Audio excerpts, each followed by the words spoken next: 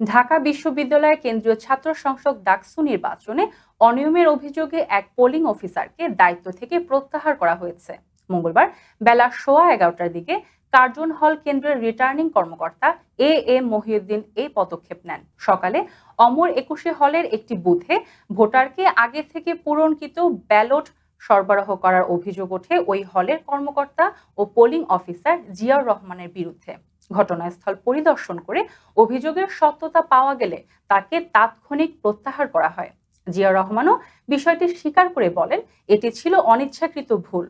এবারে নির্বাচনে মোট ভোটার 39,874 জন, পুরুষ 20,915 জন ও নারী 18,959 জন।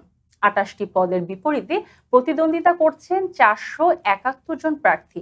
এর মধ্যে ভিপি পদে 45 জন, জিএস পদে 19 জন এবং এজিএস পদে 25 জন। এছাড়াও বিভিন্ন সম্পাদক ও সদস্য পদেও শতাধিক প্রার্থী লড়ছেন।